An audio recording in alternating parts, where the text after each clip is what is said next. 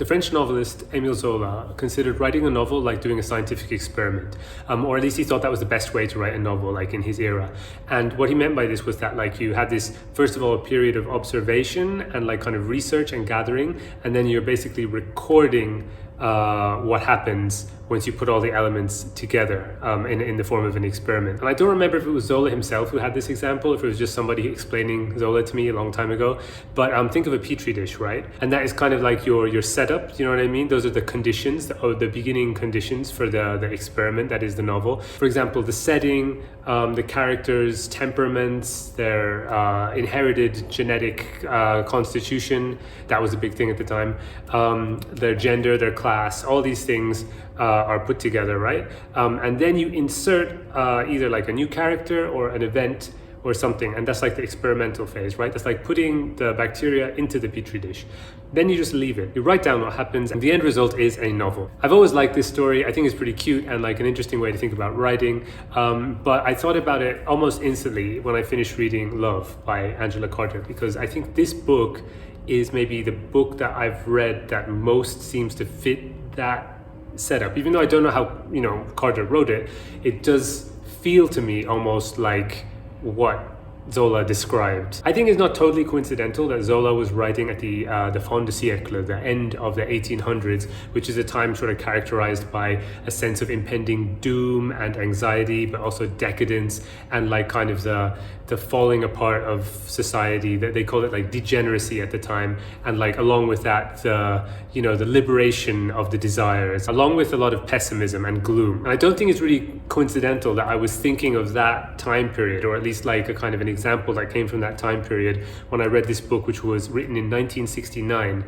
published 2 years later in 1971, because that was also a time which, while different in terms of what was going on in the world, had, I think, in some ways a lot of similarities with the end of the 1800s. That sense of turmoil and instability, and also like liberation of desires, especially sexual desires. I think there's some definite parallels there. Now, there was a time when I actually considered Angela Carter one of my all-time favorite writers, but I haven't read a book by her in years, so that status, I guess, is sort of like dimmed, and like I guess I just don't have that sort of immediate connection to her work anymore. But like I still rate her very highly, and when I saw this book really cheap in a secondhand bookshop, I jumped on it. But reading this was such an interesting experience for me because I had all these expectations of how Angela Carter writes, and a lot of those were met, and at the same time they were like blown out of the water by other things that I did not expect at all. First of all, things that I expected to find in this book, given that it's written by Angela Carter, and I did find them: flowery language, characters who are nonconformists, maybe a little unhinged, a sort of wildness and I guess luxuriousness in like the word choice and style,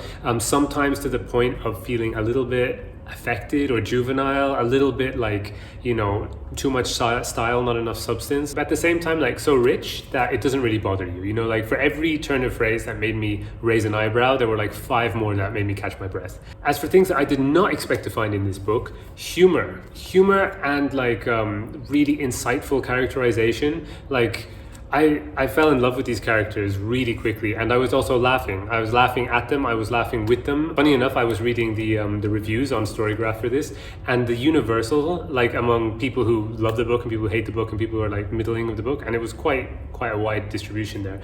But everyone said that the characters are really dislikable. Everyone hates the characters. And I don't know, like I really love them. And like, I get it, they're pretty bad people in a way, but they're more like, they're flawed, right? Even the side characters, and like you can see it's a novella, right? It's really slim, but like even the side characters who only get a few pages to themselves at most, are just really great and believable and like memorable, and like I don't think I'm going to forget them in a hurry. But this is basically a book about 3 people. It's about Lee, Annabelle, and Buzz.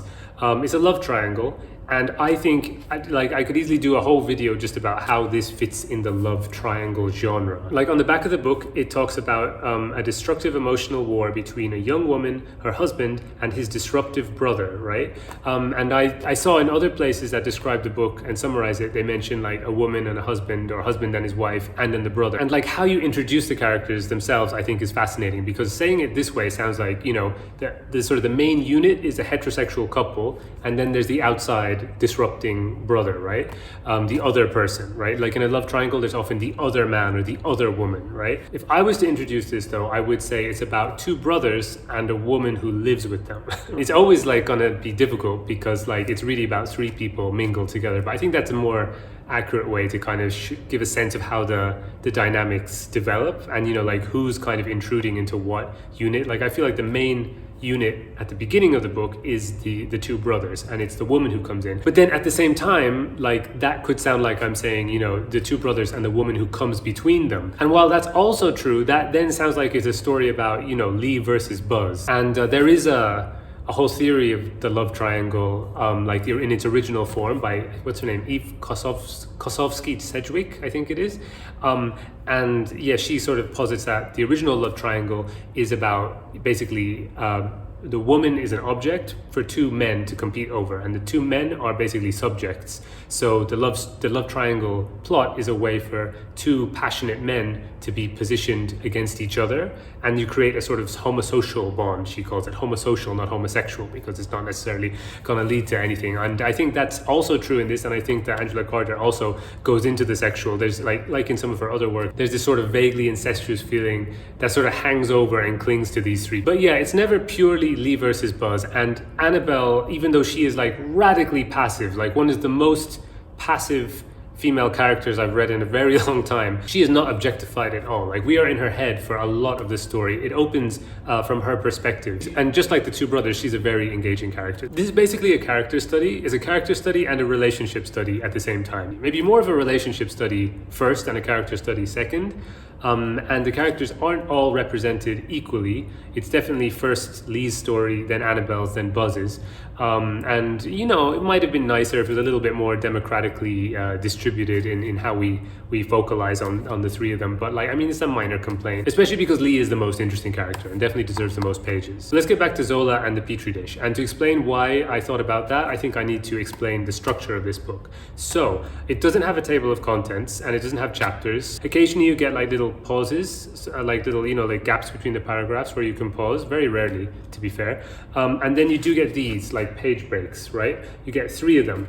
You get, and they divide it so that there's like one like first act, basically, a short interlude in the middle, a second act, and then the last one actually does have this dividing text. It says afterward there, so the last little few pages are an afterward. Act one is really like the Petri dish. It's like, let's get these three characters, put them together and see what happens. So we learn about their temperaments, their class, their gender.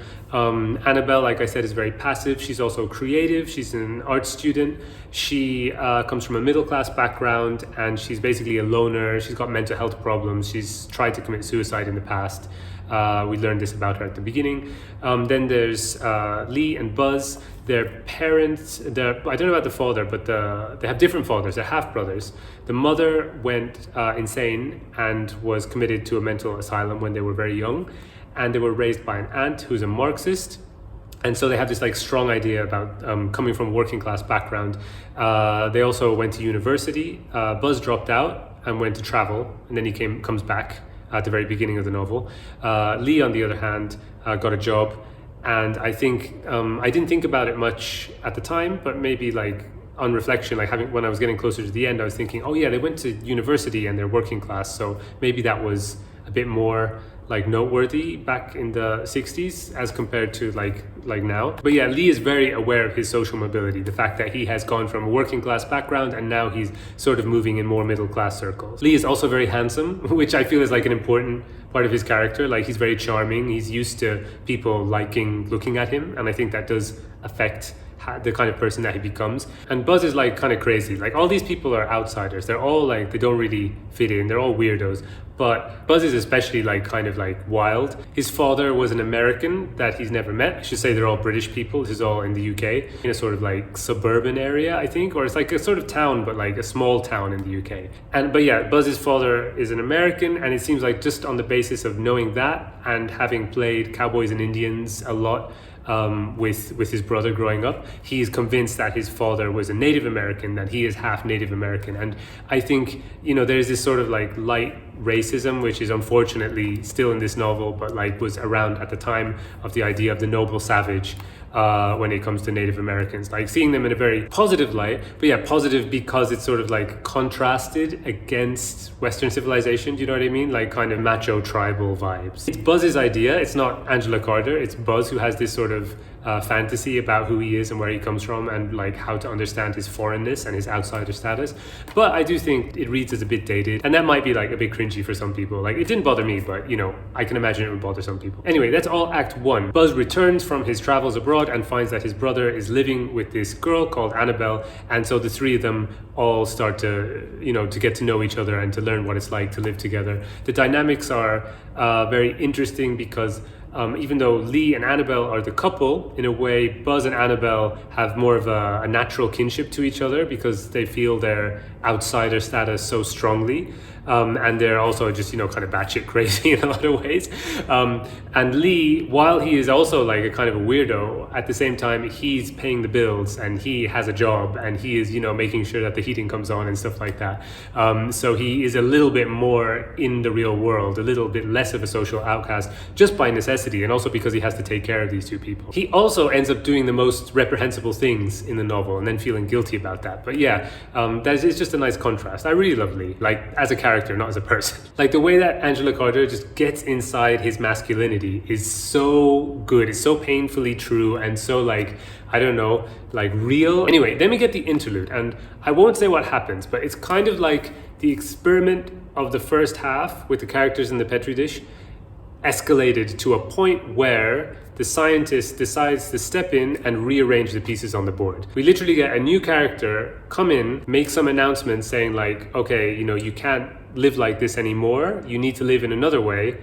And so things are going to be different from now on. It almost felt like Angela Carter inserted herself into the book so that she could talk with the characters and tell them, okay, we've done Act 1 now, I need you to live differently for Act 2, you know, for your own safety. So then Act 2 begins, and basically one of the three main characters is put at a distance from the other two, you know, literally and physically at a distance, but also like reading it feels like the experience is more distant now because we're not reading about three people who are like living as a unit together anymore. And then Act 2 is basically like, let's see what happens this time around. It escalates, and I won't say what happens, but I will say I didn't read the back of the book because they often spoil things, right? But when I was only like 8 pages away, I think it was, from the end, I happened to pick it up and glance at, you know, just like a few of the words at on the goddamn blurb, and they spoil it. They spoil what happens at the end of the book. So I mean, obviously some people don't care about these things, but I am not one of those people. So I won't tell you what happens at the end, but I'll tell you about the afterword, because the afterword's fascinating. The afterword was not written when this was first published. It was written like 20 years later almost. It was written in like the late 1980s. When was it written? 1987, it says here. The introduction was actually super good to this. It was only 2 pages, less than 2 pages, but it's a really good introduction by Audrey Niffenegger. And she says, in 1987, Carter added a wry afterword which extends and comments on the lives of the characters. Without this, the book is extraordinarily gothic and dark. I don't know about gothic. I mean, I can see what she's saying there, because it's like the kind of, like I was saying, the ornate language and the sort of excess of passions and this sort of sense of pessimism and despair. Definitely the afterword like changes the tone of the ending so much and really brings into sharp focus the fact that this book is kind of about the end of the 60s, even though it's really about these three characters. Like, there's like little hints about what it's like in the vanishing kind of world of late 1960s suburban Britain that they're living in. I'll just read you a few words from the afterword. Listen what she says. She says, I thought that perhaps the best way of discussing the novel would really be to write a bit more of it. I've changed a lot since 1969, and so has the world. I'm more benign. The world is far bleaker, and the people in love would now be edging nervously up to the middle age they thought could never happen. They thought the world would end first. Some of my favorite, that's actually like almost one of my favorite lines in the whole book, and it's not even the story, it's the writer kind of just situating herself and her story and explaining why she feels the best way to write an afterword is to write more of the story. But yeah, in terms of the Petri dish example, this is like where the scientist discusses their experiment. They reflect on what they've done and like how things could proceed into the future. So it makes it feel even more like a science experiment. Anyway, I told you what it is. Now let me tell you what I think about it. I should have said maybe it's about love. It's called Love, so I thought that was kind of self-explanatory. It might, given all the things I've said, you might be wondering like, why is it called Love? But in fact, yeah, like I saw a lot of the reviews on Storygraph, people were saying that, oh yeah, it's such a sardonic title, or it's very wry or cynical, don't be fooled by the title. This is not really about love or whatever. I thought, maybe it's just saying something about me, but I thought this was a very, I think it deserves the title. I think it's very ballsy to write a book with the title like it's just an abstract concept, like love or hate or God or whatever.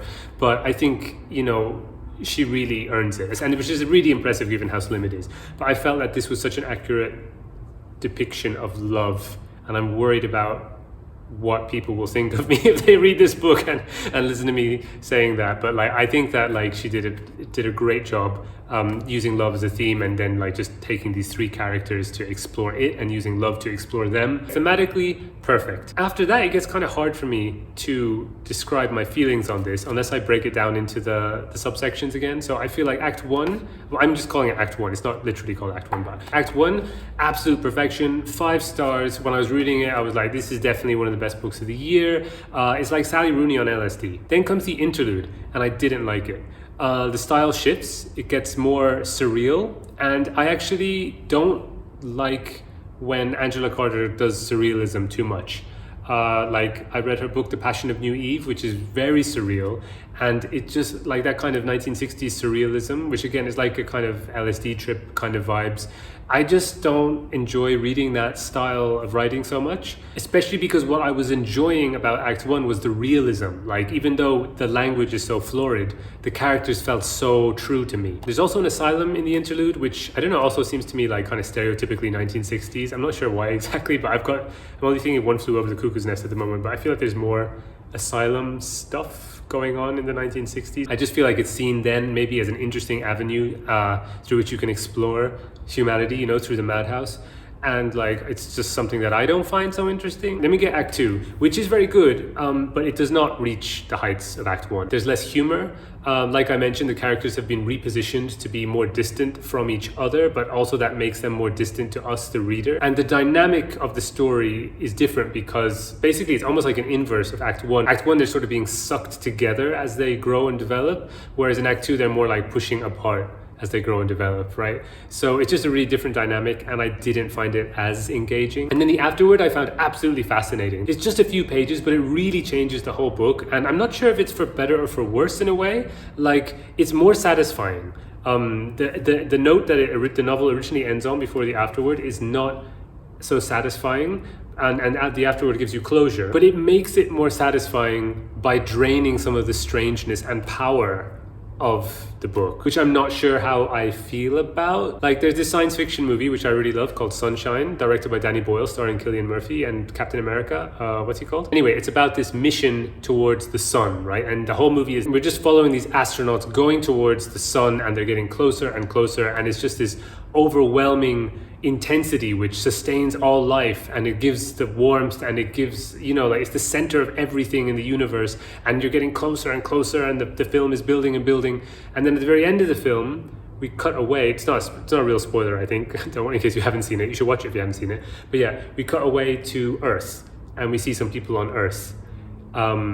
And then the credits roll. So the film takes the audience as close to the sun as is physically possible, then does this little frame where it takes us back to Earth so we can kind of relax a bit and go oh yeah, we're just watching a story after all, and then we're back in the cinema. So it sort of takes us away from the raw intensity of its strength. It eases us out of the story and back into the real world, right? Just like this afterword does, I think. Not just out back into the real world by having Angela Carter herself talk about her characters and before going into the story again, but also because the 1980s are much closer to the present than the 1960s, and the world has changed a lot since the 1960s, and it just feels more like now, and her tone is more grounded and so on. But wouldn't it be better to be left on the sun? That is what I don't know, really. It's a kind of a question for myself. I kind of feel like I would rather the dissatisfaction and the intensity of the original ending, rather than the sort of fascinating, analytical interest of the science experiment ending that we get with the afterward, right? But that said, I do love the petri dish, right? So I'm confused about this book, is what I'm saying. That's what the whole point of this video is. What was this? What did this do to me? I don't really know. But it was overall a great experience, and yeah, especially if anything, it was worth it just for the beginning.